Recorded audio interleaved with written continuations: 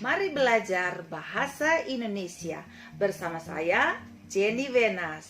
Kali ini kita akan mempelajari tentang materi bagaimana berdebat dengan benar. Khususnya materi kita kali ini tentang unsur-unsur debat. Seperti yang sudah saya jelaskan pada materi saya sebelumnya, kita sudah membahas bagaimana berdebat dengan benar. Nah, pada pertemuan yang lalu saya sudah menjelaskan tentang pengertian debat, manfaat debat, karakteristik debat, dan struktur debat. Nah, kali ini kita akan bahas khusus tentang unsur-unsur debat. Nah, bagaimana kita mau berdebat dengan baik? Kita harus memperhatikan unsur apa saja yang ada di dalam debat agar kita dapat berdebat dengan benar. Nah, sebelum kita lanjut pada materi kita tentang unsur-unsur debat, kita perlu ketahui dulu beberapa istilah yang akan kita pakai pada pembahasan kita kali ini. Nah, perlu Anda ketahui istilah-istilah. Di sini kita akan pakai istilahnya debat, kita akan pakai istilah unsur, oposisi, dan afirmasi. Nah, mari kita lihat satu persatu pengertian dari masing-masing istilah yang akan kita pakai. Debat adalah pembahasan dan pertukaran pendapat mengenai satu hal dengan saling memberi alasan untuk mempertahankan pendapatnya masing-masing. Unsur adalah kelompok kecil dari kelompok yang lebih besar. Oposisi. Dalam sebuah debat kita akan berhadapan dengan tim oposisi dan tim afirmasi. Nah, dua tim ini adalah dua tim yang berlawanan. Apa yang dimaksud dengan oposisi? Oposisi adalah partai penentang di Dewan Perwakilan dan sebagainya yang menentang dan mengkritik pendapat atau kebijaksanaan politik golongan yang berkuasa. Afirmasi. Kita lihat afirmasi adalah pertama, penetapan yang positif, penegasan, peneguhan atau pernyataan atau pengakuan yang sungguh-sungguh di bawah ancaman hukum oleh orang yang melakukan sumpah atau pengakuan. Dan ini menurut Kamus Besar Bahasa Indonesia edisi kelima. Nah, kali ini kita masuk pada pembahasan kita kali ini tentang unsur-unsur debat. Nah, apa saja unsur-unsur debat? Sebelum kita melakukan suatu debat yang benar, harus memperhatikan 4 unsur ini. Yang pertama adalah mosi, yang kedua adalah definisi, yang ketiga adalah argumentasi, yang keempat adalah sanggahan. Nah, mari kita memperhatikan unsur-unsur debat berikut ini sebelum kita melakukan debat agar bisa tahu bagaimana berdebat dengan benar. Mosi. Yang pertama adalah mosi. Mosi atau topik adalah sebuah pernyataan usulan yang akan diperdebatkan. Nah, tim afirmasi akan memberikan argumentasi untuk mempertahankan usulan atau mosi tersebut.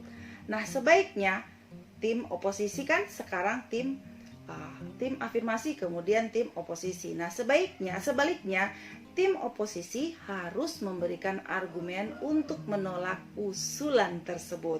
Jadi dua tim ini akan berhadapan, tim oposisi dengan tim afirmasi. Kita lihat berikutnya, mosi atau topik dalam debat dapat berasal dari berbagai tema. Nah, seperti tema yang bisa kita angkat adalah tema ilmu pengetahuan, tema teknologi, tema tentang seni, tema tentang budaya, humaniora, dan sejenisnya bisa dijadikan sebagai mosi.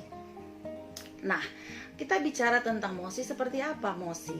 Nah, ini adalah beberapa contoh mosi yang bisa atau yang biasa kita gunakan. Nah, yang pertama contoh mosi, keberadaan dana BOS akan meningkatkan kualitas pendidikan. Yang kedua, bahasa Indonesia sangat mungkin menjadi bahasa internasional.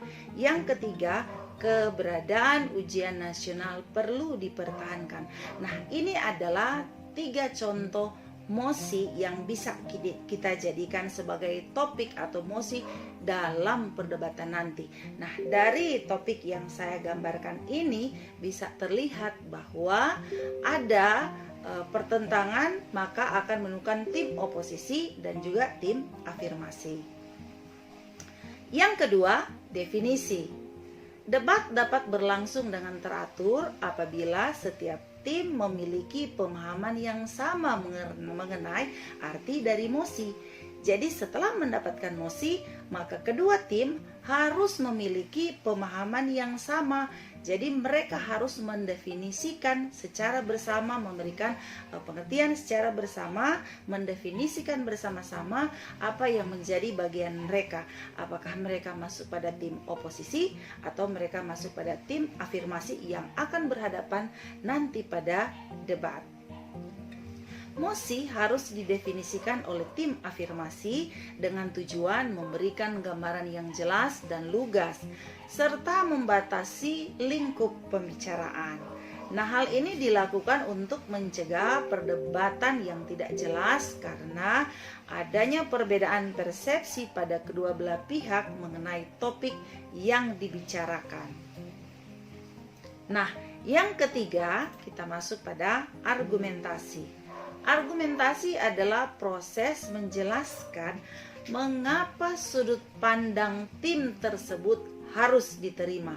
Jadi tim oposisi dengan tim afirmasi harus memberikan argumentasi masing-masing mengapa tim oposisi itu harus diterima dan mengapa tim afirmasi itu dua-duanya harus diterima. Mereka harus memberikan argumentasi masing-masing. Hal yang harus Anda ingat bahwa argumentasi bukanlah opini. Oleh karena itu, argumentasi harus didukung oleh bukti-bukti seperti fakta atau data statistik, kutipan para pakar, dan pandangan masyarakat yang relevan bisa digunakan. Selain itu, argumentasi juga harus jelas untuk dapat meyakinkan orang lain bahwa argumentasi tersebut benar. Masing-masing harus memberikan pernyataan yang meyakinkan bahwa apa yang mereka sebutkan itu benar, baik dia tim oposisi atau tim afirmasi.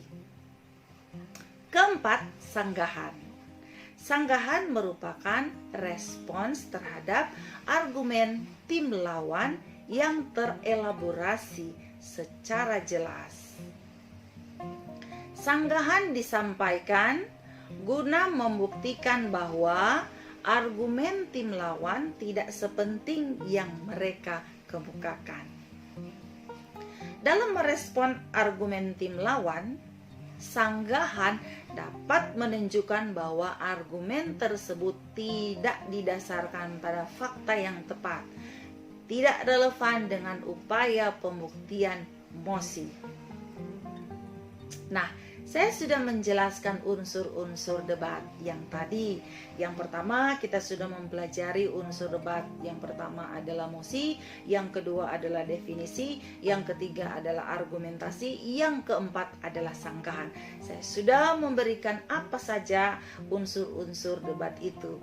Baik, secara ringkasnya saya akan memberikan gambaran singkat tentang keempat unsur yang saya sudah jelaskan tadi. Mosi atau topik dalam debat, kemudian definisi adalah setiap tim harus memiliki pemahaman yang sama, itu yang dimaksud pada bagian definisi. Jadi entah dia afirmasi atau dia oposisi, mereka harus memiliki pemahaman yang sama. Nah, argumentasi di sini tim menjelaskan mengapa pendapatnya harus diterima, tim oposisi atau tim afirmasi. Dan keempat, sanggahan di sini adalah respons terhadap tim lawan. Afirmasi dengan oposisi saling menyangga atau saling merespons. Baiklah, materi kita sampai di sini. Kita semua sudah paham apa yang dimaksud dengan unsur-unsur debat. Kita akan bertemu pada penjelasan saya berikutnya tentang materi bagaimana berdebat dengan benar. Terima kasih.